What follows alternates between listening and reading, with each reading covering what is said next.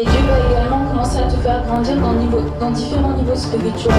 On va dire que tu dois toujours être bouillant pour Dieu, parce que il y a une chose que le diable attendra toujours, c'est que tu te refroidisses. Dans cette alliance avec Dieu, de toujours rechercher sa présence, rappeler le sacrifice de Jésus à la croix, parce qu'il n'est pas mort pour rien. Pour tout peuple, pour toute personne, de tout âge, de toute nation, de toute tribu. Allumer un feu dans ta vie où tu cherches la présence de Dieu. Les multitudes ne pourront te traverser, mais la présence de Dieu va faire de toi l'homme le plus heureux de la terre. Amen. Nous sommes heureux dans la présence de Dieu. Amen. Amen. Dis Amen bien fort pour que je puisse. Amen.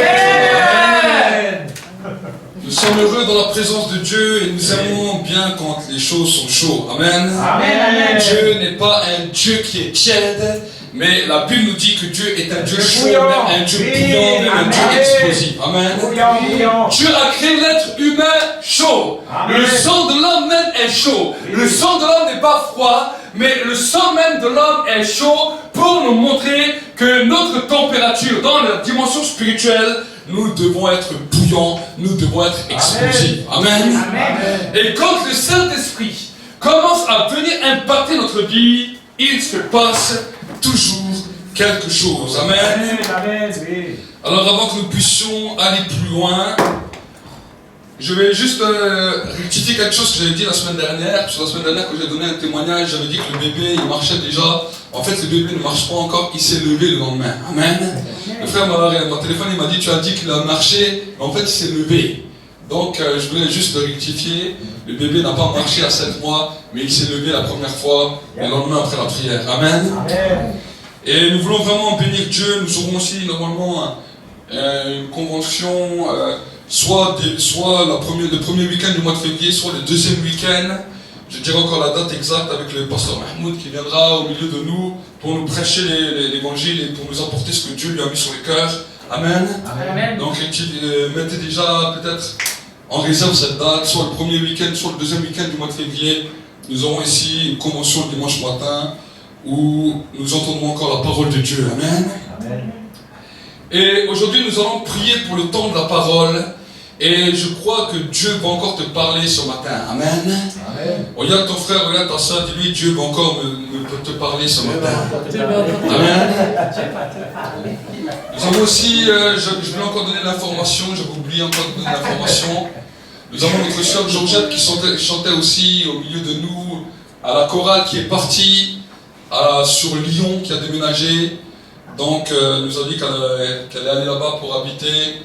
Donc nous l'avons libérée, qu'elle puisse continuer dans sa marche avec Dieu, là où Dieu l'envoie. Amen. Amen. Et nous voulons vraiment bénir Dieu parce que certains partent, d'autres viennent. L'église c'est comme ça, mais nous savons une chose, c'est qu'un jour nous nous retrouverons tous là-haut au ciel. Amen. Amen. Et c'est ça la plus belle des choses que nous pouvons espérer, parce que la Bible nous dit que Christ en nous c'est l'espérance de la gloire. Amen. Amen. Si peut-être Joshua peut venir juste pour un petit peu jouer au piano le temps qu'on va prier pour le temps de la parole et que tu puisses être connecté au ciel. Amen. Amen. Dis avec moi, je veux être connecté au ciel. Je veux être connecté au ciel. Amen. Amen. Est-ce que vous voulez un déversement du vin nouveau sur vos vies? Amen. De quelque chose de nouveau qui peut bouleverser vos vies. Amen. Alors nous allons prier ensemble. Cher Saint-Esprit, je veux réellement te bénir, je veux réellement te rendre la gloire. Seigneur mon Dieu, mon roi, je veux apporter ta parole avec les simples mots. Tu as fait la grâce que nous puissions être des porteurs de la parole, alors que par nous-mêmes, nous n'en étions pas dignes. Nous n'étions pas dignes de pouvoir dire, nous apportons la parole de Dieu. Nous portons dans des corps de terre, la parole vivante, la parole qui a créé, la parole qui a donné vie à toutes choses. Et Seigneur, pour ce temps, nous voulons vraiment nous humilier devant toi et te laisser encore toi comme Seigneur et Sauveur.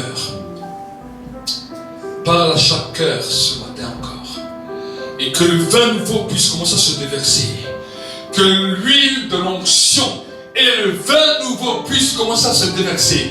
Et que la puissance de Dieu puisse encore se mouvoir dans ce lieu. Et que les malades soient guéris.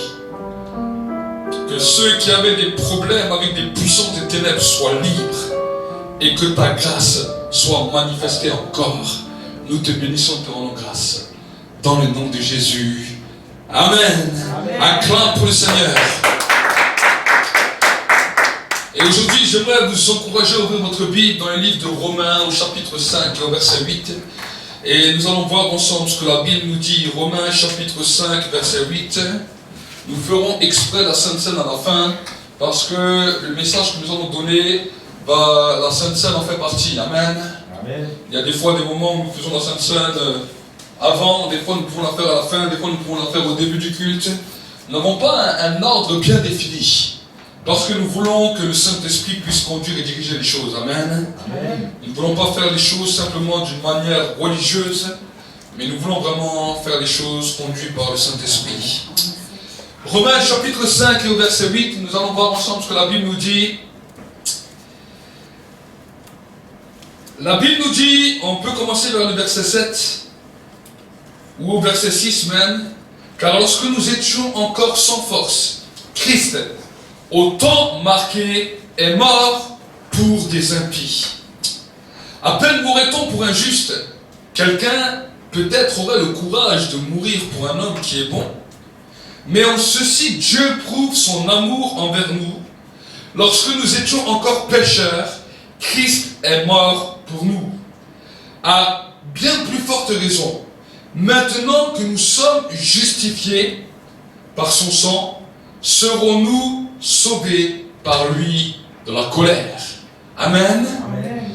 La Bible nous parle de deux choses importantes. La Bible nous parle premièrement d'une justification et deuxièmement, il nous parle du salut.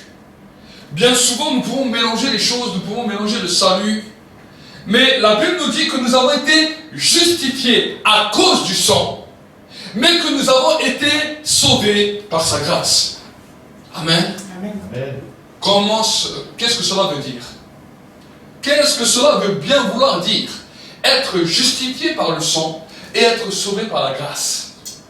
Nous sommes sauvés par la grâce au moyen de notre foi parce que nous avons cru que Jésus est mort, qu'il est venu sur la terre, qu'il est mort et il est ressuscité pour nous. Mais nous sommes justifiés, la Bible nous dit, par le moyen du sang.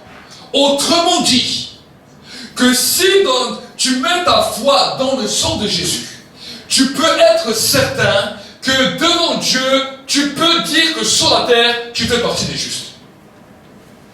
Est-ce que vous comprenez? Si tu commences à comprendre ça, tu ne vas plus vivre dans une dimension de culpabilité et une dimension qui t'accuse continuellement. Parce que les justes ont des droits. Écoute-moi bien. Les justes ont des droits. Les injustes n'ont aucun droit.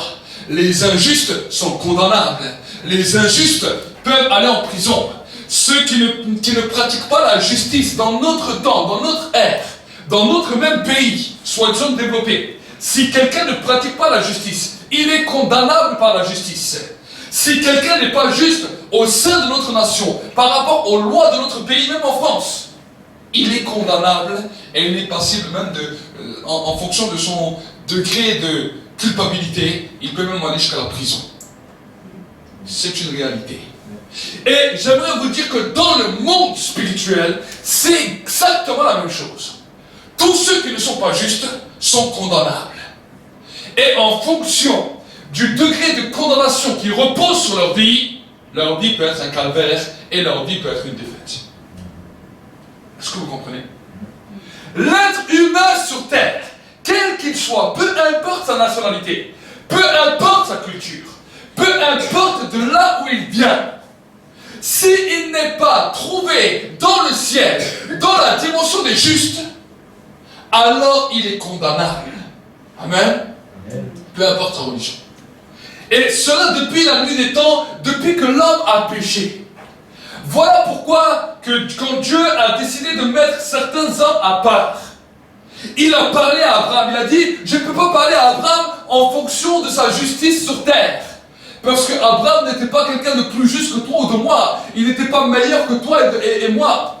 Dieu commençait à avoir de l'affection envers Abraham. Dieu a commencé à aimer Abraham. Mais il a dit, si je ne fais pas quelque chose pour le protéger, la dimension de culpabilité qui va régner sur lui va le condamner et il va vivre une vie terrible sur terre. Alors Dieu a dit, je vais lui parler.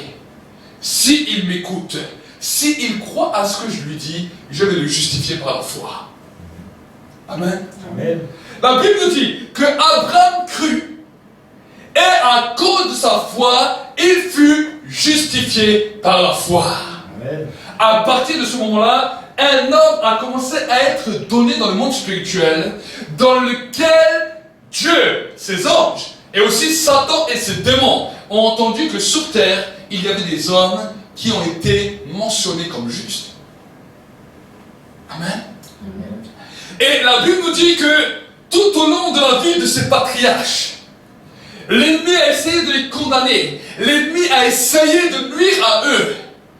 Mais la justification libérait sur leur vie ce qu'on appelait la bénédiction.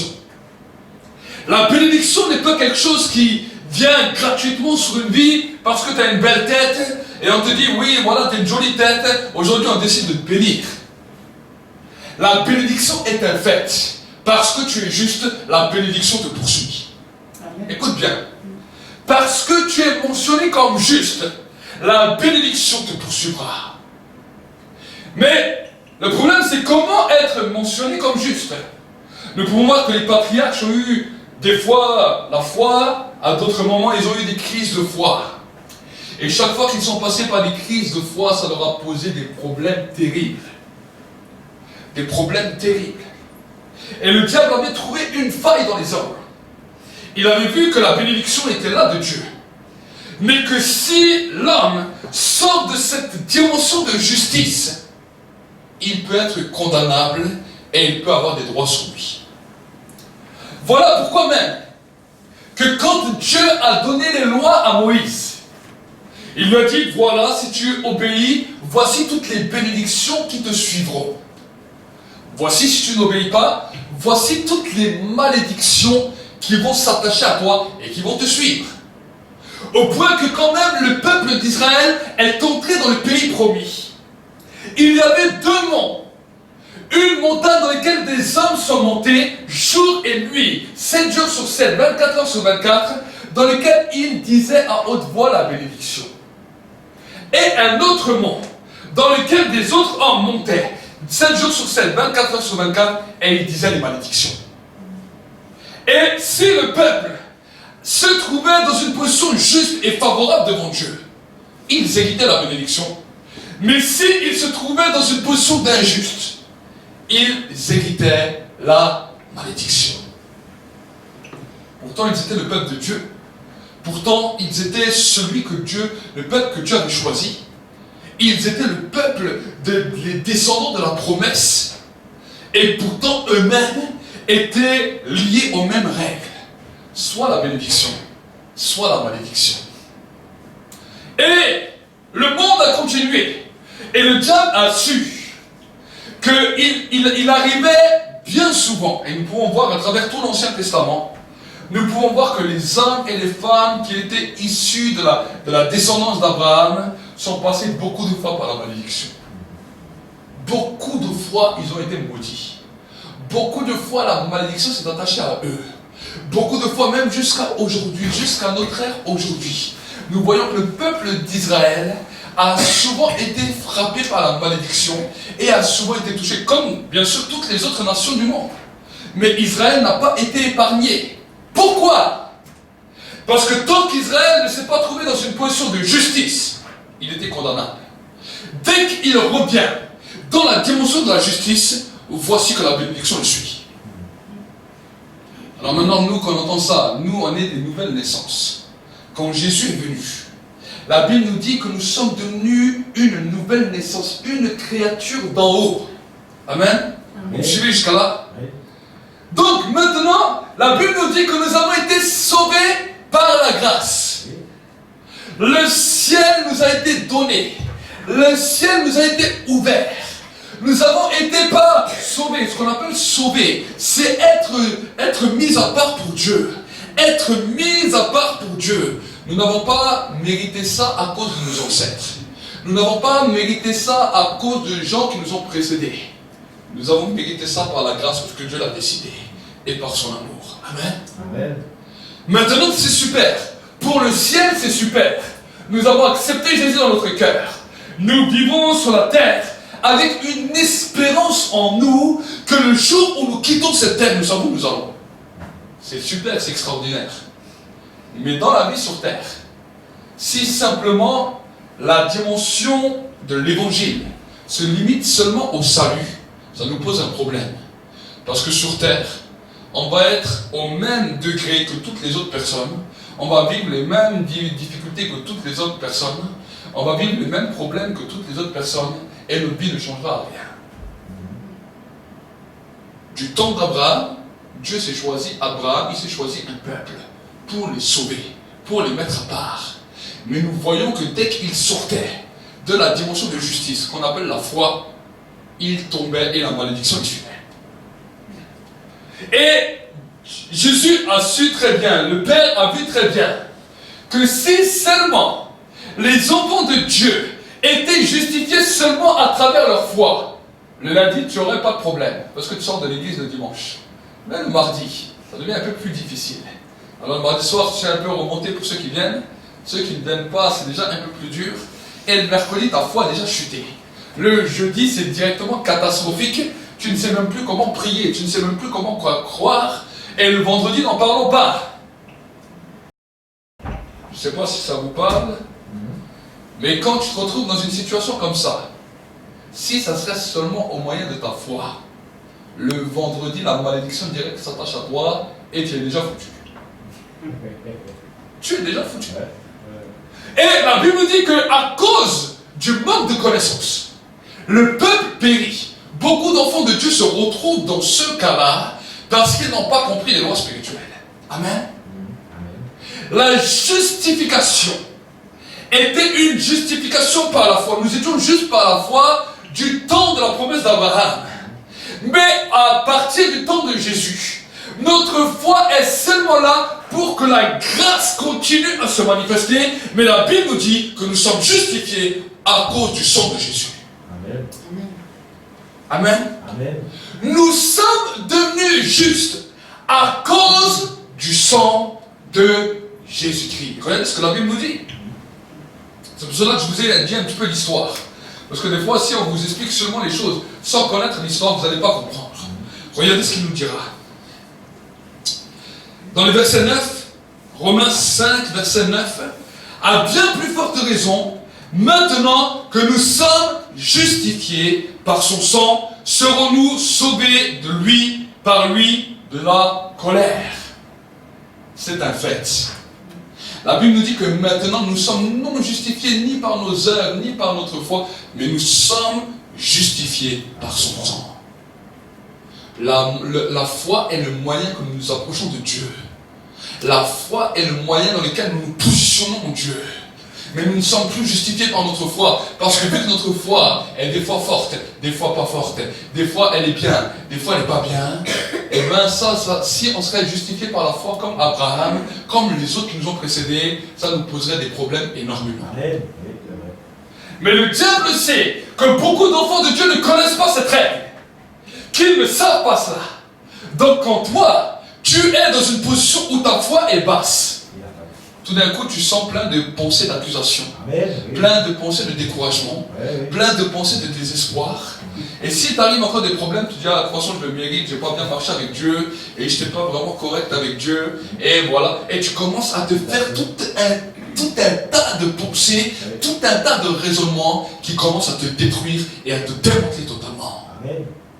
Ce n'est pas que la malédiction voulait s'attacher à toi, c'est que le diable t'a proposé la malédiction. Et parce que ta foi n'était pas haute, tu as accepté cette malédiction. Amen. Dans le monde spirituel, il y a des choses à accepter et il y a des choses à refuser. L'apôtre Paul nous dira une chose suivante. Ne mettez pas foi à tout esprit, mais éprouvez-les. Amen.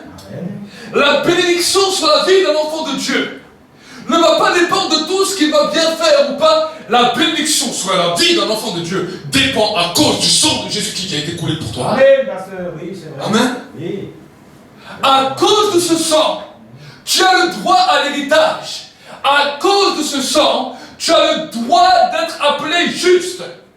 Quand bien même tu n'arrives pas à le croire toi-même. On arrive bien souvent à croire en Dieu, mais croire que nous sommes justes est quelque chose de plus dur. Amen. Amen. Croire que nous sommes justes est quelque chose de plus dur. Mais par contre, si tu sais dans ton esprit, si tu sais dans ton cœur que Dieu est juste, pas la justification où tu essaies de te justifier, c'est pas ça que je parle.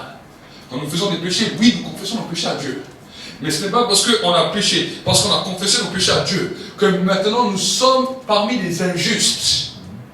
Écoutez-moi bien.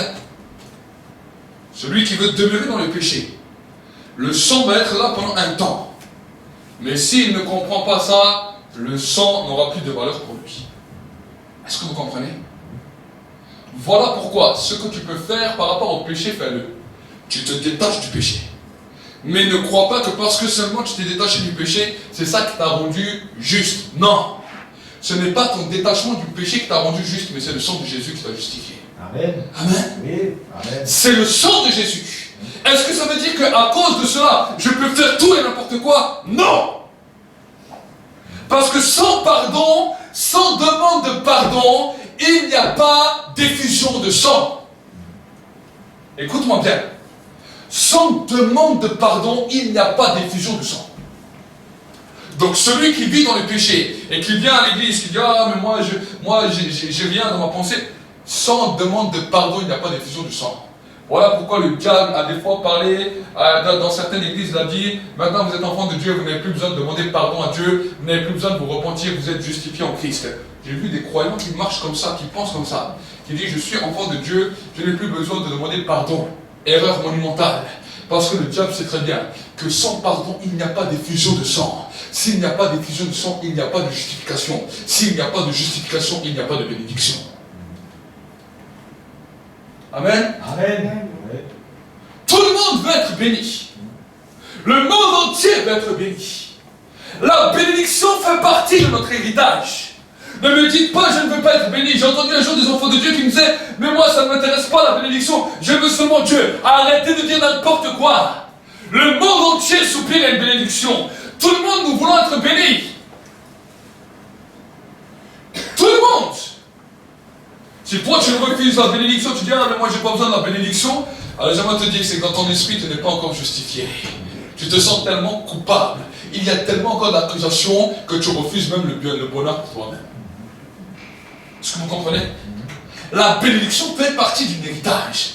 Et le diable vient combattre cela.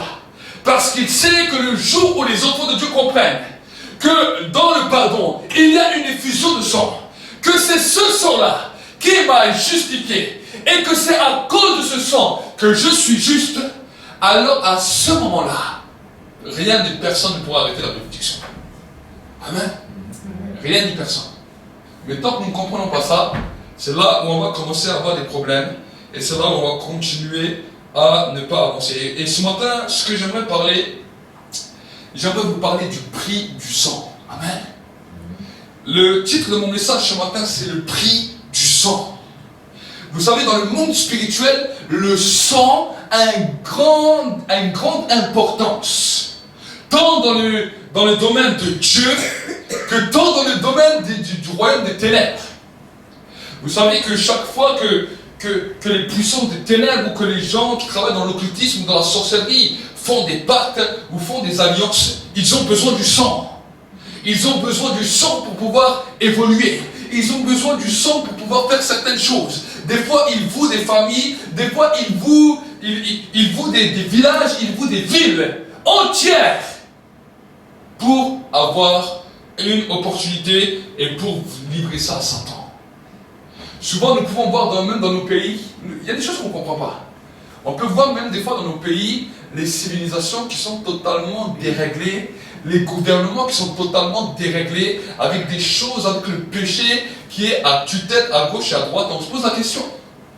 On se dit, mais comment se fait-il que maintenant le pays arrive à de telles dimensions? Pourtant, nous sommes dans un pays où il n'y a pas la guerre. Il y a 100 ans, on aurait compris, il y avait les guerres mondiales.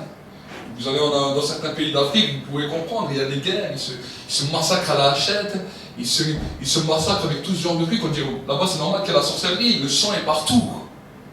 Mais dans notre nation, avec le nombre de concitoyens français qui habitent ici, on peut se poser la question, mais comment les gouvernements, comment les autorités ont pu faire des alliances de sang pour réclamer un pays et le mettre dans un désordre comme ça? Ils ont réfléchi avant nous. Si vous regardez aujourd'hui dans les hôpitaux, on n'a pas besoin de faire la guerre. Le nombre d'avortements qu'il y a chaque jour, il y a des milliers et des milliers d'avortements. Il y a des milliers de sang qui coulent pour leur donner un pouvoir, une puissance, et pour qu'ils puissent gérer et faire tout le désordre qu'ils veulent dans un pays.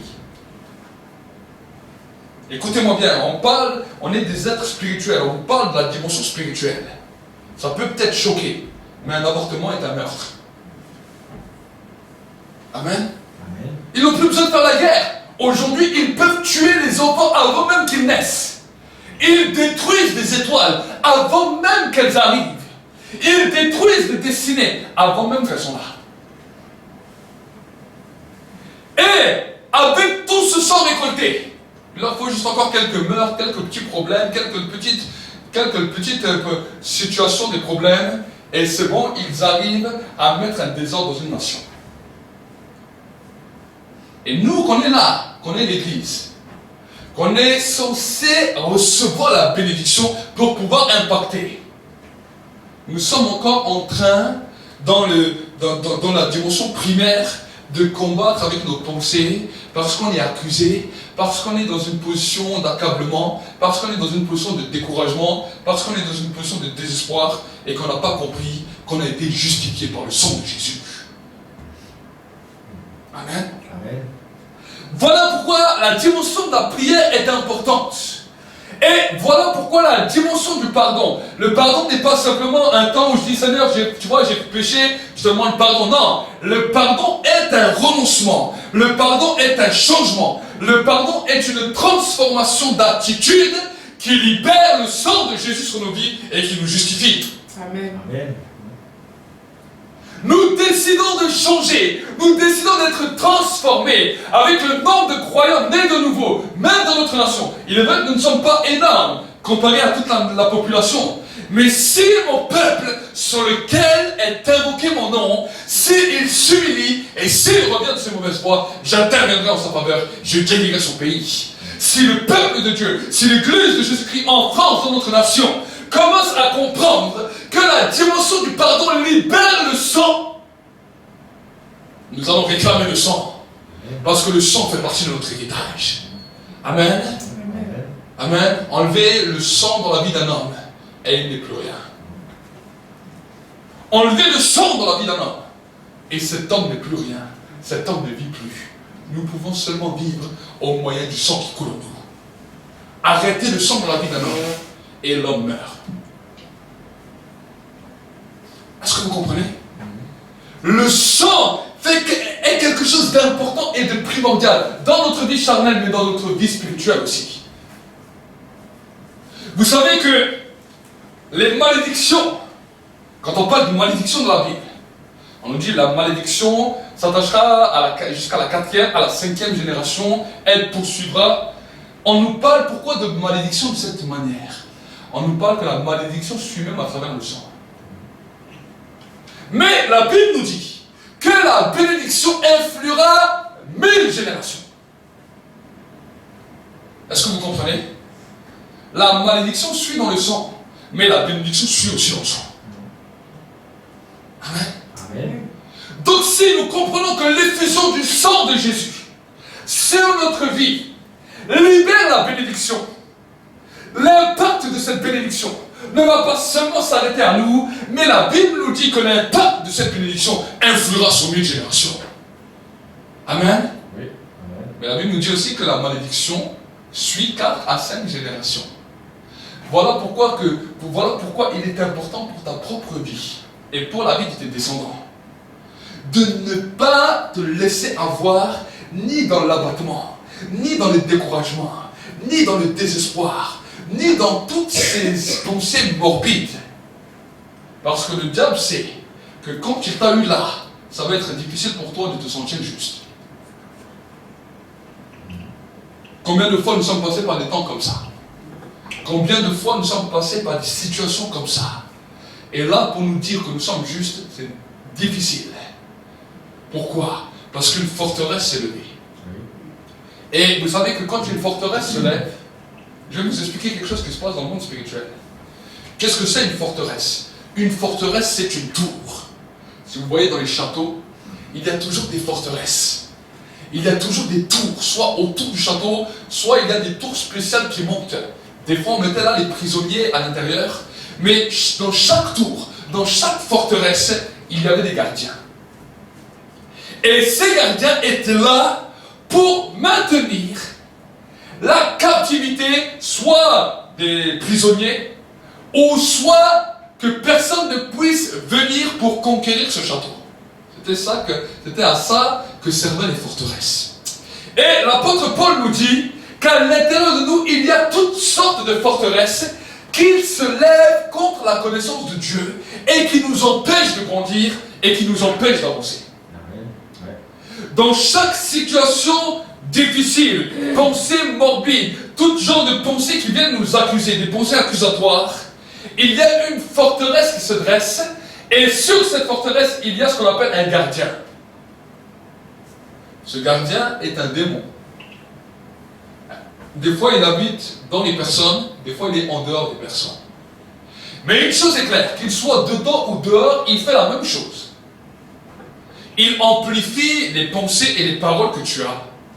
Et au bout d'un moment, tu vas l'entendre clairement dans tes pensées, et toi, tu vas croire que c'est toi qui parles. Oh, je suis nul. Ah, devant Dieu, je ne mérite rien. Oh, devant Dieu, je suis encore minable. Les autres sont meilleurs que moi. Et c'est comme si tu as l'impression que ça te parle, et ça te parle, et ça te parle. Oh, et je ne mérite pas ceci, et je ne mérite pas cela. Oh, tu as l'impression que ça te parle. Et toi, tu crois que c'est toi qui parles. Et des fois, les gens disent, oh, Seigneur, je change mes pensées, je change mes pensées. Tu as beau dire ça 50 000 fois, les pensées continuent. La preuve que ce n'est pas toi, c'est quelqu'un qui parle. Quand ces choses commencent à arriver, tu lui dis, écoute-moi bien, toi, gardien de forteresse. J'ai reconnu que c'est toi. Tu te fatigues à me parler, je t'ordonne au nom de Jésus de te taire. Amen. Et de quitter ma vie maintenant. Amen, oui. Que cette forteresse que tu as bâtie dans ma vie soit brisée. Et que la puissance de la parole et la puissance du sang viennent bouleverser toute ma vie. Amen, oui. C'est comme ça que vous commencez à grandir. Tant que vous ne comprenez pas qu'il y a un gardien dans la forteresse, cette forteresse va grandir. Cette forteresse va vous entourer. Et va vous entourer. Il y a des forteresses d'abattement, de découragement, mais il y a aussi des forteresses de séduction. Il y a des forteresses de culpabilité. Il y a des forteresses dans lesquelles, dans la vie, il y a tout genre de forteresses qui détruisent la vie d'un homme. Amen. Et quand tu vas commencer à vouloir grandir dans la foi, voilà pourquoi Jésus a donné son sang. Parce que la foi seule n'était pas suffisante. La foi seule avait des limites. Notre foi, quand nous avons la foi, tout est possible à celui qui croit. Mais le tout est possible n'existe pas 24 heures sur 24, 7 jours sur 7. Écoutez-moi bien. Le tout est possible n'existe pas 24 heures sur 24, 7 jours sur 7. Je n'ai vu aucun homme, aucun même chrétien qui se lève le matin et qui a une foi boostée au haut niveau. Ça peut arriver des fois. Mais le 3/4 du temps, quand on se lève le matin, c'est le défi de la journée. C'est le défi de la semaine. C'est le défi du mois. Et là, au lieu que notre foi est à haut niveau, il faut déjà entrer dans la prière, commencer un petit peu à allumer le moteur diesel. Et là, on voit qu'au bout d'un certain temps, la foi commence seulement à s'activer. Mais vraiment pour les petites choses. Si on te demande si on t'amène un malade alors que tu sors dans ton lit, et qu'on te dit, prie pour le malade maintenant, il doit être guéri. Bon, ta foi, elle va être vraiment basse. Tout le monde en est comme ça. Donc, Jésus savait que la foi en elle-même n'était pas seulement suffisante. Parce que quand un homme est en haut degré de sa foi, alors à ce moment-là, tout devient possible. Le diable ne peut rien contre lui. Mais quand l'homme passe par des temps où sa foi descend, comme les patriarches, comme Abraham, Isaac, Jacob, comme le peuple d'Israël, à ce moment-là, c'est terrible. Parce que le diable peut mettre un coup fatal qui peut engendrer des conséquences terribles. Nous voyons dans la Bible que certains coups fatals étaient terribles. Nous pouvons voir que certaines dimensions, certains manques de foi, à un moment donné, amenaient le roi David à compter le peuple d'Israël.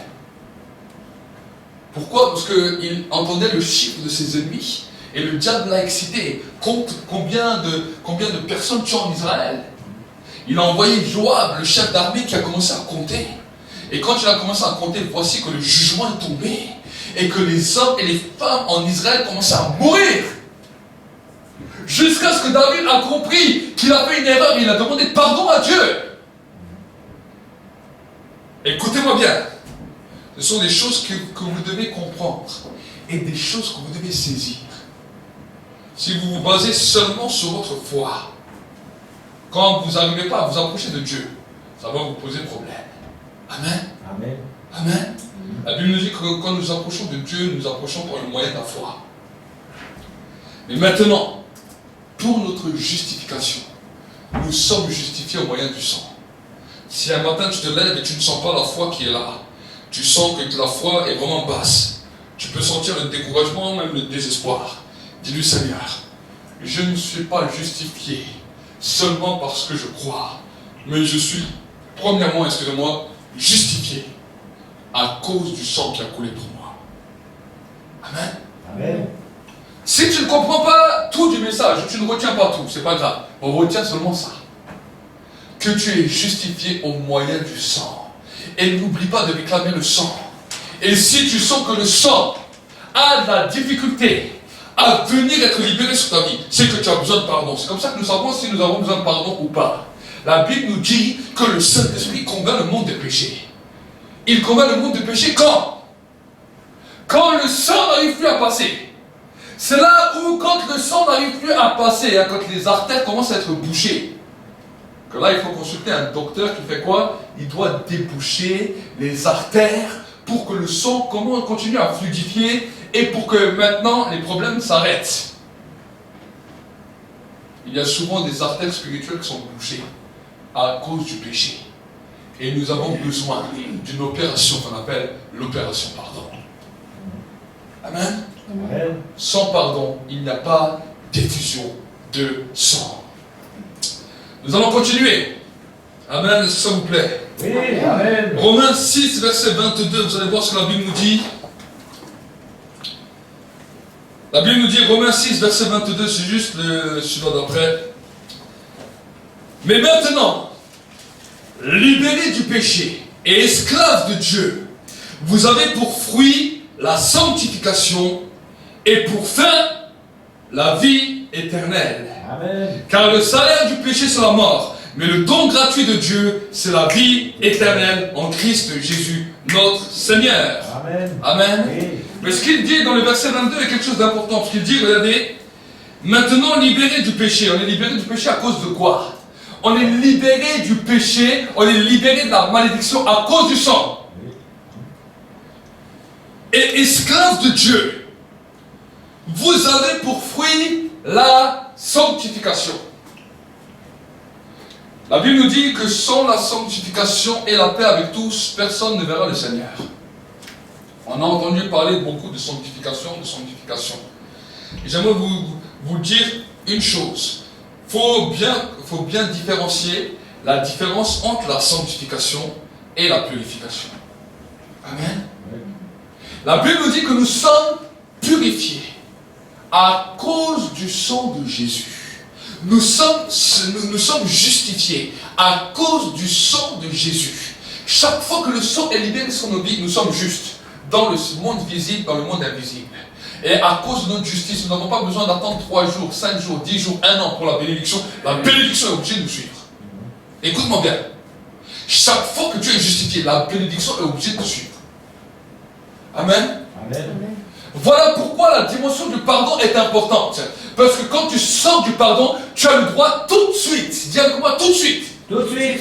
Tu as le droit tout de suite à la bénédiction. Amen. Oui. Il n'y a pas de purgatoire ou de moment d'attente où tu dois attendre que la bénédiction doit faire un chemin pour venir. La bénédiction, tout de suite tu as le droit. Pardon, c'est important. Oui. Amen. Amen. Tu as tout de suite la carte bancaire de bénédiction qui te suit. Mais la Bible nous dit, maintenant regardez ce qu'il nous dit. Maintenant libéré du péché et esclave de Dieu, vous avez pour fruit la sanctification et pour fin la vie éternelle. La Bible nous dit là, quand Jésus a donné sa dernière prière, il a dit, sanctifie-les par ta parole est la vérité. La sanctification est la dimension de recherche et de lecture de la parole de Dieu. Nous sommes sanctifiés uniquement par la parole de Dieu. Et c'est pour cela que quand la parole de Dieu se déforme, ou quand les hommes ne cherchent plus la révélation du Saint-Esprit avec la dimension de la parole de Dieu, mais qu'ils essaient de faire une parole pour que ça plaît à tout le monde, la sanctification disparaît. Voilà pourquoi la Bible nous dit que la sanctification n'est pas partout. Et la sanctification, tout le monde n'en a pas hérité. Pourquoi? Parce que la sanctification est une obéissance à ce que Dieu dit. Écoute-moi bien. L'obéissance à la parole de Dieu, nous l'avons vu ensemble la semaine dernière. L'obéissance à la parole de Dieu vaut mieux que tous les sacrifices. Toutes les choses qu'on peut faire, si on n'obéit pas à la parole de Dieu, ne servent à rien, parce que c'est l'obéissance à ce que Dieu dit réellement de sa parole qui nous sanctifie. Quand on parle de sanctification, on parle de mise à part. On parle d'un temps où nous ne sommes plus là pour nous-mêmes, mais nous sommes préparés pour quelque chose de plus grand. Nous sommes préparés pour quoi? La Bible nous dit, vous avez pour fin la vie éternelle. Nous sommes préparés dans la sanctification pour le ciel. Amen. La sanctification est une préparation, est un habillement pour que quand on arrive dans l'éternité, nous sommes prêts pour marcher dans le ciel. Amen. Amen. Oui. Amen. Et là, c'est important de regarder la parole de Dieu. Vous savez, aujourd'hui, nous sommes dans un temps où la parole de Dieu est des fois tordue de tous les vents, de tous les sens, à toutes les sources. Et les hommes ne savent même plus comment reconnaître vraiment la parole de Dieu. Des fois, on me dit, mais pasteur, vous dites ça, l'autre il dit ça, l'autre il dit ça, et plusieurs prédications sont totalement différentes, des fois même contradictoires. Écoutez-moi bien, vous avez le Saint-Esprit, vous avez la Bible, et maintenant quand vous lisez la Bible, le Saint-Esprit va commencer à éclairer des choses. Et quand vous allez entendre un prédicateur, les choses qui viennent de Dieu, le Saint-Esprit va vous les confirmer. Amen. Amen. Amen. Le Saint-Esprit confirme et donne la paix, donne l'assurance. Il y a des choses qui ne vont pas nous faire plaisir. Il y a des choses qui ne vont pas être faciles à entendre. La Bible ne nous dit pas que la parole de Dieu sera facile à entendre. La Bible nous dit que Dieu se présente tel qu'il est. À nous maintenant de l'accepter. Amen. Amen. Oui. Tu veux entrer dans la dimension de la sanctification. Accepte Dieu comme il est. Oui. Nous sommes aujourd'hui dans une génération où nous pouvons voir des religions humanisme qui commencent à émerger sur la surface de la terre. Nous pouvons voir que nous sommes dans un temps où les religions ne veulent plus appeler péché, péché. Un jour, je parlais avec un homme de Dieu qui me disait, mes frères, il ne faut pas appeler péché, péché, tu es trop dur, c'est des jugements que tu dis, faut donner un autre nom. Je dis, mais comment tu peux appeler un autre nom? C'est péché, c'est péché. Il me dit, les païens ne comprennent pas le péché. Il faut dire que c'est une faute, que c'est une erreur. Non, la Bible nous dit qu'il y a des choses que c'est des péchés. Amen. Amen. Et la Bible nous dit que nous devons renoncer à cela. La Bible nous dit que nous devons changer. Nous ne pouvons pas changer le langage de Dieu. Dieu a donné un langage pour les hommes. Et tout homme a la capacité non seulement de l'entendre, de le comprendre. Amen. Amen. Tout homme a cette capacité. Nous ne sommes pas là pour essayer d'ajuster la parole de Dieu au XXIe siècle. Nous ne sommes pas là pour essayer de dire on veut que tout le monde nous accepte, on veut que tout le monde nous respecte. On ne veut pas être catalogué ni de fanatisme, ni d'autre chose à cause de la Bible. Non! Peu importe ce que les gens disent. Si on dit qu'on est fanatique, qu'on est trop dur, qu'on est trop... Peu importe ce que les gens disent. L'essentiel c'est de savoir ce que Dieu dit. Amen. Amen. Amen. Nous ne sommes pas là pour plaire aux gens. Même si les gens disent oui, mais si je donne un message comme ça, ça ne va pas forcément apporter la paix. Jésus a dit, je ne suis pas venu pour apporter la paix, mais je suis venu apporter l'épée. Amen. Oui.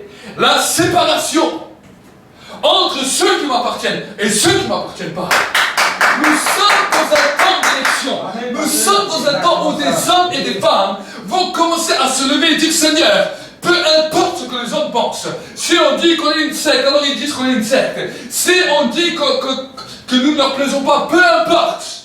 Nous voulons accepter Dieu tel qu'il est et pas faire de compromission avec ce qu'on est en train de nous proposer. Amen. Amen. Oui. Amen. Amen. Il en va de ton salut. Amen. Oui. La compromission annule la sanctification. Quand la sanctification s'annule, même le pardon, Oui. sans changement, ne libère pas le sang.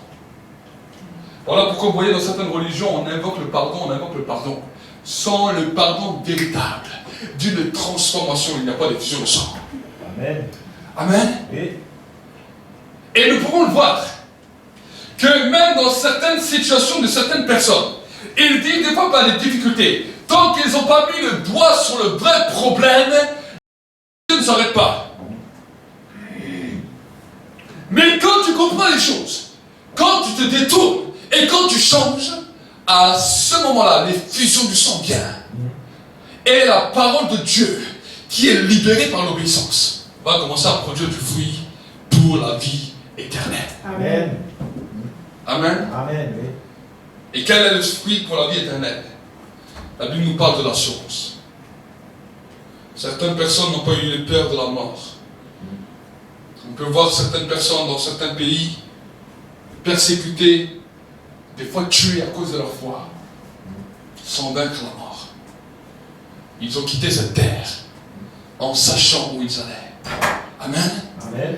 Quitter cette terre en sachant où ils allaient. Alors, je n'ai pas dit que tout le monde on va passer par un temps où on va nous faire mourir. Non, c'est pas ce que j'ai dit. Mais peu importe ce qui se passe sur la terre, peu importe ce qui se passe dans nos vies, nous avons l'assurance que nous savons là où nous allons, à cause de notre obéissance à Dieu et à cause de l'effusion du sang qui coule sur nos vies. Amen. Amen. Amen. Amen. Oui. La parole de Dieu ne plaît pas à tout le monde. Et à force de prêcher la parole, j'ai pu voir que bon nombre de personnes n'aiment pas forcément toujours entendre la parole de Dieu. Pour certains, ils disent non, c'est trop dur.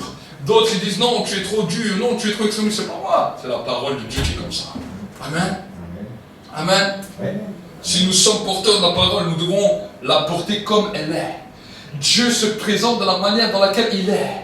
À nous de pouvoir dire, Seigneur, si nous avons eu de la difficulté encore à t'accepter, c'est que nous avons encore besoin de nous humilier. C'est que nous avons encore besoin de te demander pardon et de nous rendre attentifs à l'acceptation de Dieu. Amen. Amen.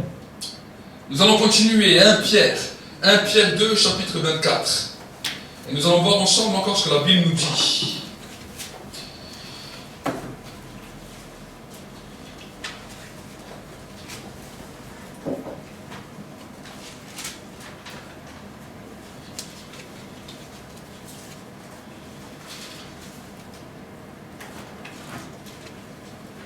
C'est après Hébreu.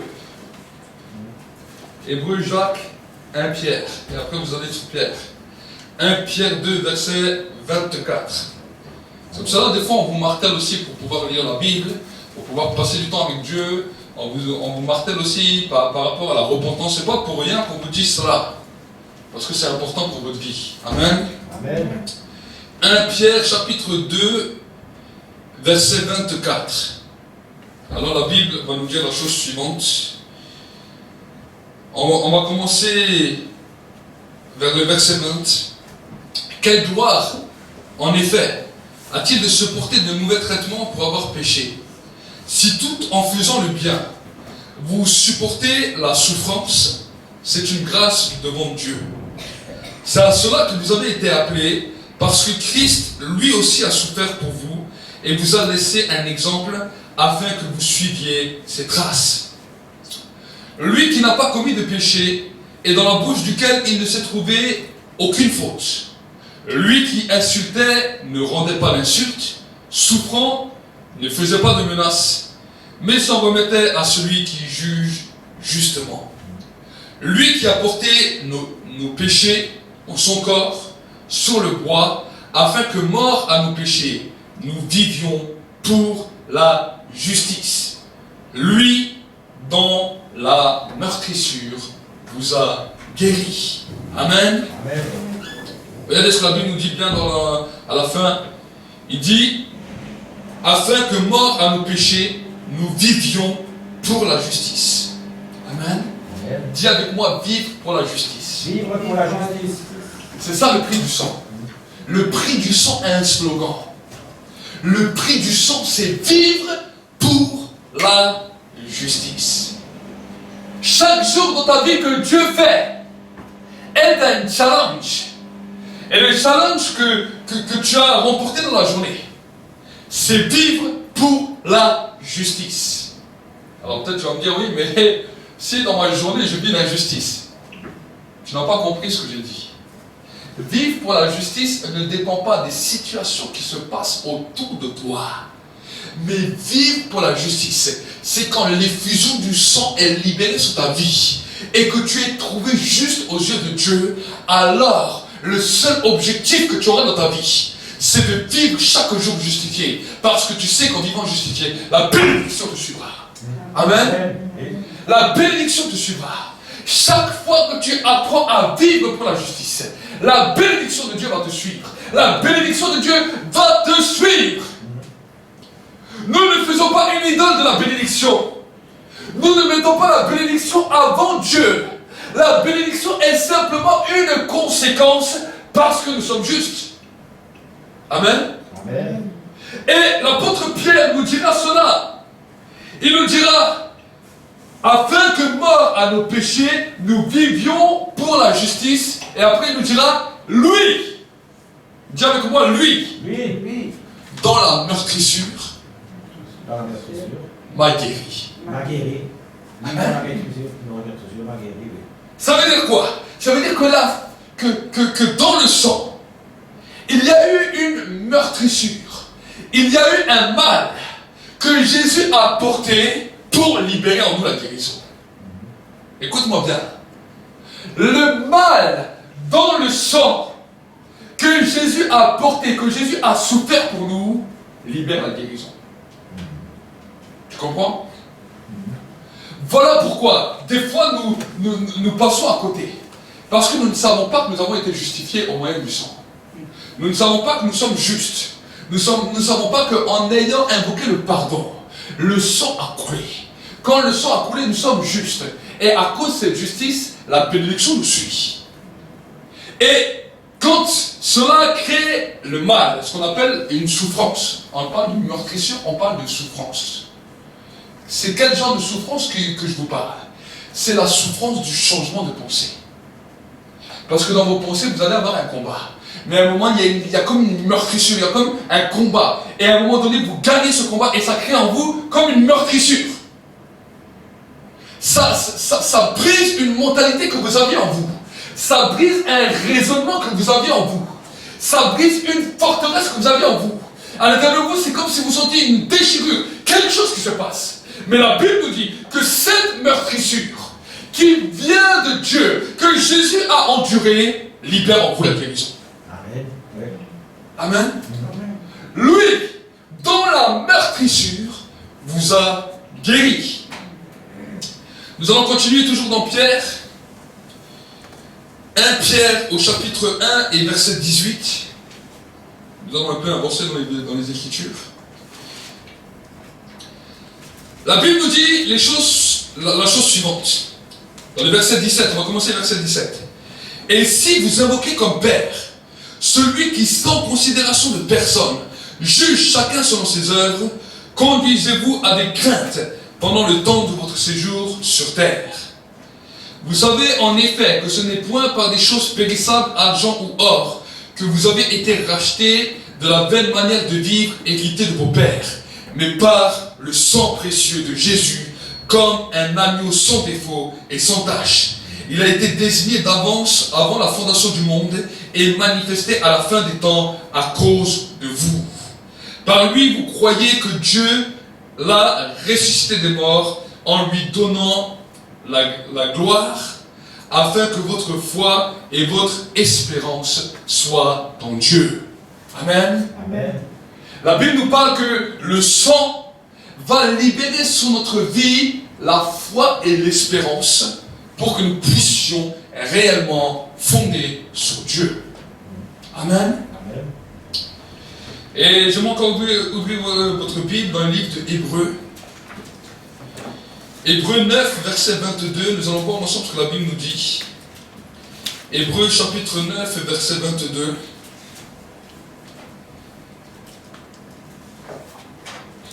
La Bible nous dit la chose suivante. Approchons-nous donc. J'entends tout le monde dire, on peut même commencer par le 19. Hébreux 10, verset 19, la Bible nous dit, ainsi donc frères, nous avons l'assurance d'un libre accès au sanctuaire par le sang de Jésus-Christ. Dis avec moi cette phrase, répète avec moi cette phrase, il faut que ça s'imprime. Ainsi donc frères, nous avons l'assurance d'un libre accès au sanctuaire par le sang de Jésus-Christ. Accès que Jésus a inauguré pour nous comme un chemin nouveau. Quand Jésus dit « Je suis le chemin, je suis la vérité, je suis la vie », il parle de son sang. Écoute-moi bien. Quand Jésus dit qu'il est le chemin, souvent les gens, on dit ce verset. Jésus a dit « Je suis le chemin, je suis la vérité, je suis la vie ».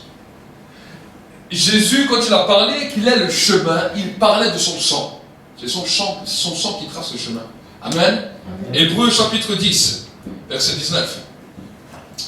Ensuite, on continue. Accès que Jésus a inauguré pour nous comme un chemin nouveau et vivant à travers le voile, c'est-à-dire sa chair. Et nous avons un souverain sacrificateur établi sur la maison de Dieu. Approchons-nous donc d'un cœur sincère, avec une foi pleine et entière, le cœur purifié d'une mauvaise conscience et le corps lavé d'une eau pure. Amen. L'apôtre Paul dira à l'église en Israël, à l'église des Hébreux, que nous devons avoir le cœur purifié d'une mauvaise conscience. Ça, c'est le sang de Jésus qui fait ça. Amen. Le cœur purifié d'une mauvaise conscience et le corps lavé d'une eau pure. Amen. Amen. Donc vraiment, j'aimerais vraiment vous encourager. La conscience est importante. Et quand tu as conscience, tu te sens accusé dans ta conscience. C'est que quelque part dans ta conscience, le diable soit a un droit, soit te fait croire que tu n'es plus juste. Et là, tu as besoin du sang de Jésus. Amen. Nous sommes souvent confrontés à ça. C'est un combat de tous les jours. C'est un combat dans lequel le diable travaille acharné pour essayer de nous déstabiliser. Amen. Amen. Mais nous avons le sang de Jésus. Dis à ton frère, à ta soeur, regarde ton frère, regarde ta soeur, dis-lui, on a le sang de Jésus. On a le sang de Jésus. On a le sang de Jésus. On a le sang de Jésus. Amen. Et à cause du sang de Jésus, tu as la victoire. C'est pour ça que j'ai dit, on va faire la Sainte Seine après. Amen. Amen. Pour que tu comprennes, parce que bien souvent, on prend part à la Sainte Seine, mais on ne comprend pas tout ce qu'il y a derrière. Amen. Amen. On prend part à la Sainte Seine, il y a des choses glorieuses et puissantes que Dieu va libérer. Amen. Amen. Encore un verset, et ensuite j'arrêterai avec les versets. Éphésiens au chapitre 1, verset 7. Et j'aime bien le livre des Éphésiens.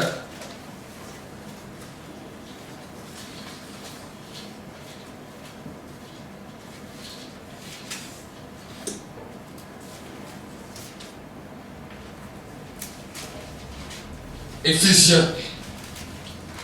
Vous savez que dans le livre d'Éphésiens, on nous parle de beaucoup de choses. On parle bien sûr du combat spirituel. L'église d'Éphèse était une église assez mature. Mais l'apôtre Paul, quand il parlait à l'église des Éphèses, Il leur parlera non seulement aussi de la dimension du combat spirituel, du sang de Jésus, mais aussi de la dimension de la bénédiction. Éphésiens chapitre 1 et au verset 7. Mais la Bible nous dit cela, en lui nous avons la rédemption par son sang, le pardon des péchés, selon la richesse de sa grâce. Amen. Et si vous voyez, là il nous parle du sang, mais si vous lisez quelques versets plus haut, regardez ce qu'il nous dit, il nous parle de la bénédiction. Béni soit le Dieu et Père de notre Seigneur Jésus-Christ, qui nous a bénis de toutes les bénédictions spirituelles dans les lieux célestes en Christ. En lui, Dieu nous a élus avant la fondation du monde pour que nous soyons saints et sans défaut devant lui dans son amour. Il nous a prédestinés par Jésus-Christ à être adoptés selon le dessein bienveillant pour célébrer la gloire de sa grâce qu'il nous a accordée en son bien-aimé. En lui, nous avons la rédemption par son sang, le pardon des péchés selon la richesse de sa grâce que Dieu a répandu abondamment sur nous en toute sagesse et intelligence. Amen. Amen. La Bible dit que Dieu l'a répandu abondamment sur nous en toute sagesse et en toute intelligence. Autrement dit, dans tes pensées. Autrement dit, dans ton cœur. Amen. Amen. Et bien des fois, quand nous voulons les bénédictions et que nous n'y parvenons pas, c'est parce qu'à l'intérieur de nous, si on est vrai, on va voir qu'il y a de l'accusation. Il y a du découragement. Il y a du désespoir. Des fois, on demande des choses à Dieu et dans notre cœur, ça dit, mais est-ce que je le mérite vraiment? Et est-ce que Dieu va vraiment avoir un regard favorable sur moi? Est-ce que Dieu va vraiment me l'accorder? Est-ce que tous ces est-ce que faut les laisser tomber? Il faut dire, je suis justifié. Je suis justifié. Change ta manière de prier. Change ta manière de prier. Et dis, Seigneur, je t'ai demandé pardon pour mes fautes. Le pardon a libéré les fusions de sang. Les fusions du sang m'a justifié devant toi. Parce que je suis justifié, la bénédiction me suit. Amen. Amen, pasteur. Parce que je suis justifié, la bénédiction va me suivre. Je ne sais pas comment elle va se manifester aujourd'hui. Mais je vais regarder autour de moi les éléments. Et je vais voir que la bénédiction libérée va libérer sur ma vie tout un changement là où je vais passer. Amen. Amen. Donc voilà un petit peu le prix du sang. Les mots que le Saint-Esprit m'avait donnés pour ce message. Il m'avait donné au début quelques mots. Et de ces quelques mots, je ne savais même pas comment j'allais élaborer vraiment ce message. Mais j'ai entendu dans l'esprit, racheter par le sang. Et quand j'entendais racheter par le sang, le Saint-Esprit me disait, on peut racheter tout par le sang. Il m'a dit, Christ a payé pour nous, pour que nous puissions acheter. Dis avec moi, Christ a payé pour nous, pour que nous puissions acheter. Et le Seigneur m'a dit, tu peux acheter les âmes, tu peux acheter les choses, tu peux acheter tout ce dont tu as besoin, parce que Christ a payé pour nous. Amen. Amen. Amen. Christ a payé pour nous, pour que nous puissions acheter. Venez, vous tous qui voulez acheter sans payer. Amen.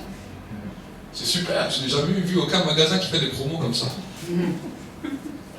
Nous sommes dans le temps des soldes. Même, il va quand même te vendre des choses, même 1 euro, même 2 euros.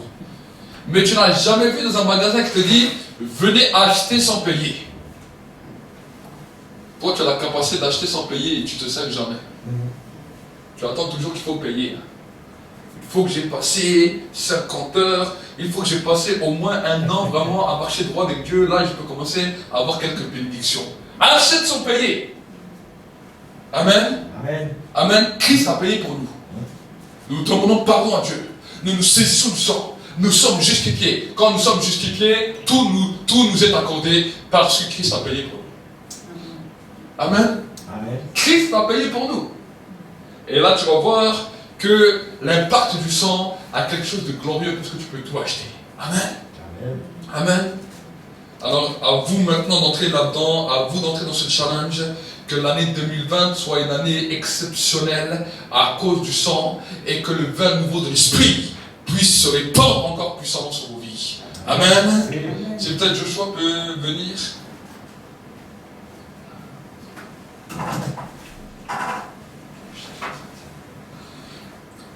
Et que nous puissions passer ce temps de Sainte Seine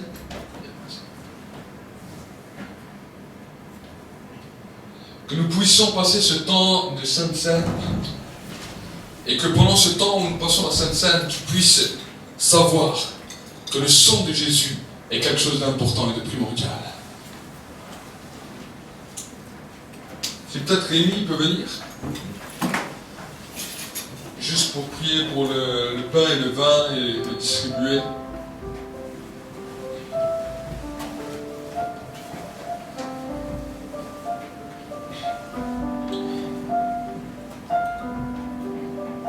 Oui Seigneur, tu nous as dit, prenez et mangez-en tous, ceci est mon corps livré pour vous, et mon sang qui est livré pour vous. Alors, avec tout ce que nous avons entendu aujourd'hui, nous voulons penser à toi, Seigneur Jésus. Tu as donné ton sang pour nous, et c'est par ton sang précieux que nous allons être sauvés. Alors, prenons ce sang que tu as versé pour nous, Jésus, en toute confiance, et que nous soyons prêts à t'écouter et à t'obéir. Amen. Amen. Je veux t'encourager quand tu prends part à ce repas.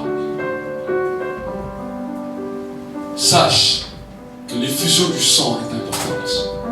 Tu peux sortir de ce lieu en te disant je suis juste. C'est peut-être qu'il y a encore un péché que tu veux dire à Dieu avant de prendre. Alors, dis Seigneur, je te demande pardon pour ce péché. Je te demande pardon, je veux changer d'attitude par rapport à ce péché. Vous aussi derrière vos écrans. C'est un temps où vous pouvez demander pardon. Un temps que l'effusion du sang puisse être libérée sur vos vies. Seigneur, merci que c'est toi qui pardonnes nos vies maintenant. Pardonne ma vie, pardonne la vie de l'Église. Pardonne la vie de mon pays, de ma nation. Et que maintenant nous puissions prendre part.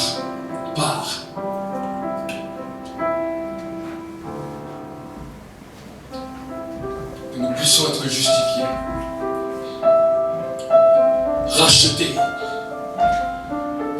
Et que la meurtrissure nous guérisse.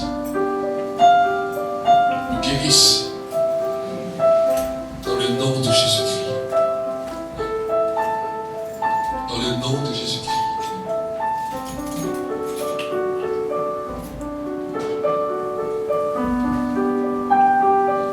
Dans le nom de Jésus-Christ. Oh, nous te bénissons, Seigneur. Nous te rendons grâce, Seigneur. Et nous t'exaltons, Seigneur. Merci parce que tu es vivant. Merci parce que tu es grand. Et merci parce que tu es digne. Merci pour la victoire du sang. Commence à le remercier pour le sang. Commence à le remercier pour le sang. Dans le nom de Jésus-Christ. Dans le nom de Jésus-Christ. Nous te bénissons, nous te rendons grâce. Au nom de Jésus-Christ. Amen. Acclamons pour le Seigneur, que Dieu vous bénisse. Et Dieu va également commencer à te faire grandir dans différents niveaux spirituels. On va dire que tu dois toujours être bouillant pour Dieu, parce que il y a une chose que le diable attendra toujours, c'est que tu te refroidisses. Dans cette alliance avec Dieu, de toujours rechercher sa présence, après le sacrifice de Jésus à la croix, parce qu'il n'est pas mort pour rien. Pour tout peuple, pour toute personne, de tout âge, de toute nation, de toute tribu. Allumer un feu dans ta vie où tu cherches la présence de Dieu. Les deux, tu ne pourront te traverser.